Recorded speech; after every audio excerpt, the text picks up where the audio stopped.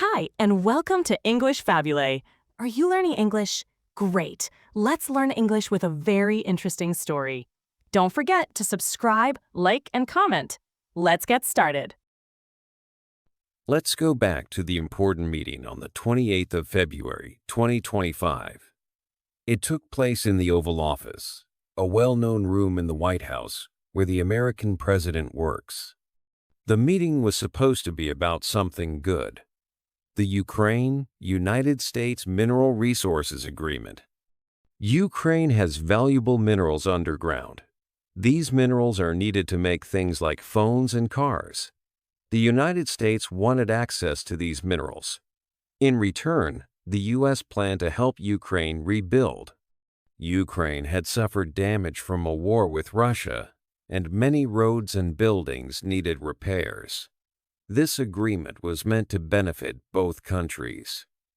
Three important leaders were in the room: Volodymyr Zelensky, the President of Ukraine; Donald Trump, the President of the United States; and J.D. Vance, the Vice President. They were supposed to discuss this big deal minerals in exchange for help, but the meeting did not go well. Suddenly, there was a problem. Mr. Vance accused Mr. Zelensky of just wanting attention. He said Ukraine was not thankful enough for America's help. Mr. Zelensky became angry and said Mr. Vance never visited Ukraine during the war. Then, Mr. Trump spoke. He was also upset. He said Ukraine should try to make peace with Russia instead of asking for more help. He felt Ukraine was not showing enough gratitude. The meeting ended quickly, with no deal. Even a planned press conference was canceled. After the meeting, Mr. Trump warned that America might stop helping Ukraine. He even suggested that if Mr. Zelensky didn't make peace, he might not stay in power for long. This meeting changed everything. It made people realize that American support for Ukraine was no longer certain. Many European countries became worried. They needed to act fast. So, on the 2nd of March, 2025, they announced the London Summit special meeting between Ukraine and European countries to decide what to do next. 2. The USA and Ukraine before. Before the meeting in the White House, the United States and Ukraine had a history of working together. After Ukraine became independent, America supported it in many ways. Over the years, the U.S. gave aid to Ukraine to help its economy and military. The two countries made agreements to work together on important issues. Before Volodymyr Zelensky became president, he was already well known in Ukraine. As president, he wanted to build strong relationships with other countries, including the United States. He often spoke about how important America was as a partner for Ukraine. Diplomats from both countries met many times to discuss ways to cooperate. But things were changing in the United States. Different political groups had different ideas about foreign policy. Some believed America should focus more on its own problems instead of helping other countries. This shift in politics created uncertainty about future support for Ukraine. One key agreement between the two countries was the Mineral Resources Agreement. Ukraine has many valuable minerals in its ground. These minerals are used to make modern technology like phones and electric cars. The deal was simple. Ukraine would allow the U.S. to access these minerals, and in return, America would help Ukraine rebuild after the war. This agreement was important for both countries. For America, it meant getting access to valuable resources. For Ukraine, it meant receiving help to rebuild its cities, roads, and economy. But the deal was more than just minerals and money. It showed that America saw Ukraine as an important partner, and Ukraine was looking to America for support in the future. Before the meeting at the White House, the relationship between the U.S. and Ukraine was mostly positive. While there were challenges, Ukraine expected continued support from America, especially with the Mineral Resources Agreement. However, with changes in American politics and different opinions on foreign aid, uncertainty was growing about how strong this partnership would remain. 3. Europe steps up. After the difficult meeting in the White House, things started to change. President Zelensky of Ukraine and President Trump of the United States did not get along well. President Trump criticized President Zelensky and even talked about stopping American help to Ukraine. This made Europe very worried. Keir Starmer, the Prime Minister of the United Kingdom, acted quickly.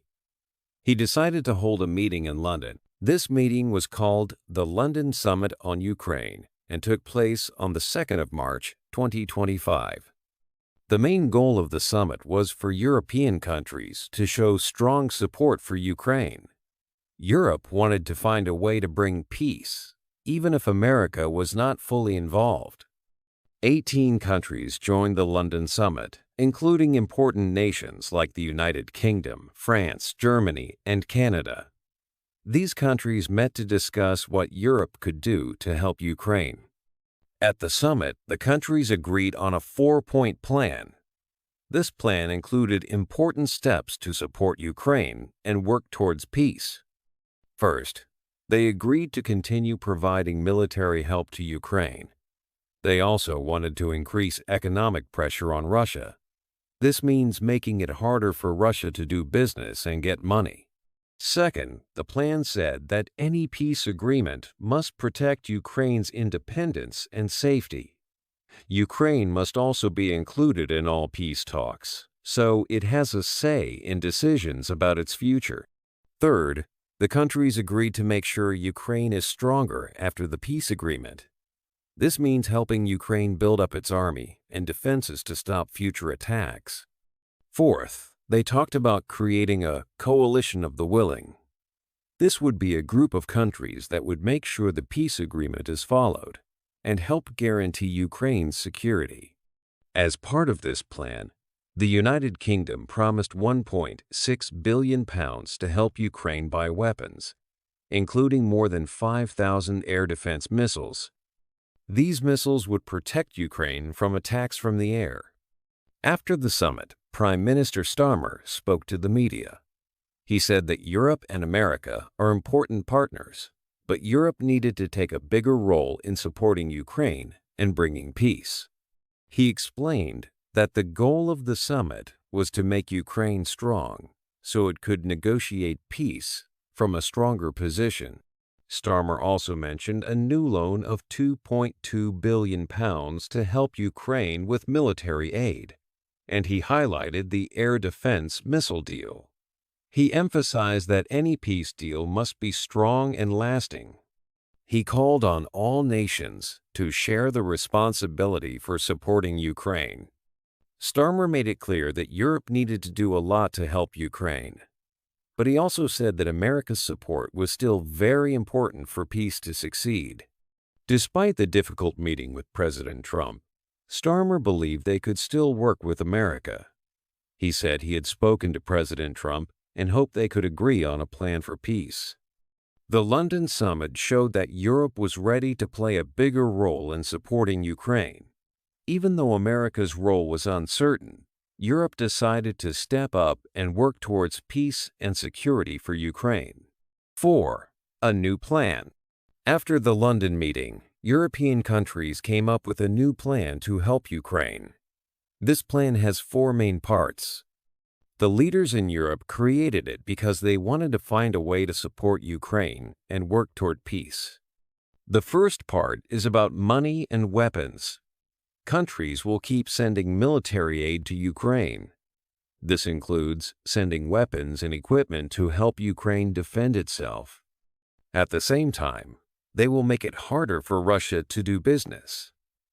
The goal is to stop Russia's war efforts by weakening them financially and helping Ukraine get stronger militarily. The second part of the plan focuses on peace talks. It says that any peace agreement must keep Ukraine free and safe. It's important that Ukraine is part of all the discussions. Ukraine must have a say in decisions about its future to make sure any peace deal works for the country and its people. The third part of the plan is about helping Ukraine after a peace agreement. Even after the war ends, Ukraine needs to be strong enough to protect itself. Countries will help Ukraine improve its military and defenses. This will make sure Ukraine stays safe from future attacks. The fourth part is about a special group of countries called the Coalition of the Willing. These countries are ready to help keep the peace in Ukraine. They will work together to make sure the peace agreement is followed. Not every country has to join, but this group will promise to help Ukraine if any problems come up in the future. As part of this plan, the United Kingdom promised to give £1.6 billion to buy more than 5,000 air defense missiles for Ukraine. These missiles are important to protect Ukrainian cities and important buildings from air attacks. Building these missiles will also create jobs in the UK, which is good for their economy. Many European countries agreed with this plan. They saw it as a good way to help Ukraine and bring peace. They showed they were ready to work together to support Ukraine, even if the United States was not fully involved in the same way anymore. After the meeting, Germany's leader, Mr. Schulz, also spoke. He said that Germany is still committed to helping Ukraine. He talked about how important it is for countries to work together to keep Europe safe. He also mentioned that Germany is spending more money on defense and will continue to do so. He made it clear that Germany sees the situation in Ukraine as a problem that needs everyone's help to solve. This new four-part plan is an important step for Europe. It shows that European countries are ready to take action to support Ukraine. It focuses on military help, peace, and working together as a group to make things better for both Ukraine and Europe. 5. Talking to the U.S. After the meeting in the White House, things were difficult. The meeting between President Zelensky and President Trump did not go well. Many people were worried about what this meant for Ukraine and the help it needed. Prime Minister Starmer in the UK knew it was important to talk to the U.S. Even though the meeting was bad, Starmer believed the U.S. was still important. Starmer said that the U.S. and the U.K. are close friends. He said the U.S. has been a reliable ally for a long time. He knew that the U.S. and U.K. worked together on defense and security. For Starmer, it was important to keep working with the U.S., even after the problems at the White House. But it was not easy. President Trump seemed angry with Ukraine. He talked about stopping help for Ukraine. This made things very difficult for Europe. Europe wanted to help Ukraine, but they also needed the U.S. It was important for Europe and the U.S. to agree. If they did not agree, it would be harder to help Ukraine. Starmer knew he needed to find a way to talk to the U.S. He needed to find a way to make President Trump understand. Starmer thought about what they could do. Maybe there were things they could change in their plan to make the U.S. happy. Maybe there were things they could talk about to find agreement. It was like trying to find a middle point where both sides could agree. One important thing was U.S. support for the European plan. The plan from the London summit was good, but it needed help from the U.S. to really work. Starmer knew that without the U.S., it would be much harder to help Ukraine. He said that Europe would do a lot, but they needed strong U.S. backing. He had spoken to President Trump on the phone. Starmer said he would not continue with the plan if he did not think the U.S. would agree in the end. Starmer believed they could still work with the U.S. He thought it was very important for peace and security. He wanted the U.S., Europe, and Ukraine to work together. He knew it would be hard work, but he thought it was possible to find a way forward with the U.S. He wanted to keep talking and find solutions together. For Starmer, talking to the U.S. was key to making the European plan a success and helping Ukraine. 6. Germany's role. Germany plays an important part in this situation. Olaf Scholz, the German chancellor, went to the London summit. Even though there was a recent election and he will soon leave his job, he still joined the meeting. Scholz explained Germany's views. He said that Germany is part of NATO and works with the United States and Canada. This group is very important for safety. Like other countries, Germany is spending more money on defense and plans to spend even more. Germany believes it is very important to support Ukraine. Scholz said Russia's actions against Ukraine are a threat to everyone. He added that no country should take land by force. This is why Germany wants to work with other countries to help Ukraine. Scholz also mentioned that Germany already spends 2% of its money on defense. Now, they are planning to spend even more because NATO needs support. Many European countries are also increasing their defense spending. Germany thinks that all countries should work together to support Ukraine. Some people worry that Germany might be weaker because Scholz is leaving his job soon. The likely new leader, Fred Merz, was not at the summit. Some believe that other leaders think Scholz cannot make big decisions right now. Even with these changes, Germany's help is very important. Germany has a lot of money and power in Europe, and other countries need its support to make plans work.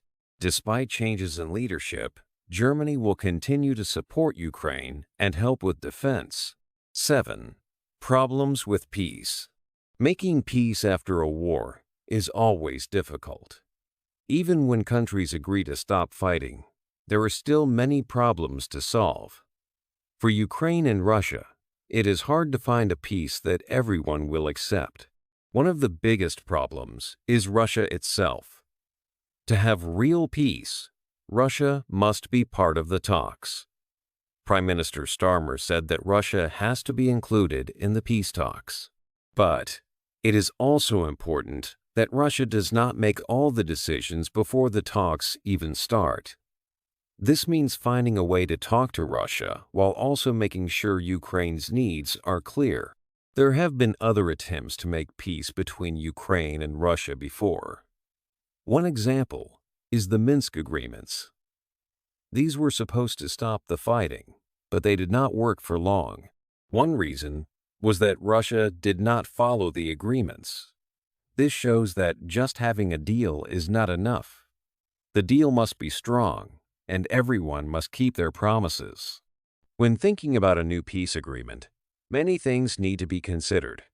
Ukraine's safety and independence are very important. Any peace deal must make sure Ukraine is safe from future attacks and can decide its own future. This is not easy. It means talking about borders, armies, and the future relationships between Ukraine, Russia, and other countries. The European plan, made at the London summit, tries to address some of these problems. The plan says that Europe will continue helping Ukraine and put pressure on Russia. It also talks about creating a group of countries that will make sure any peace agreement is followed.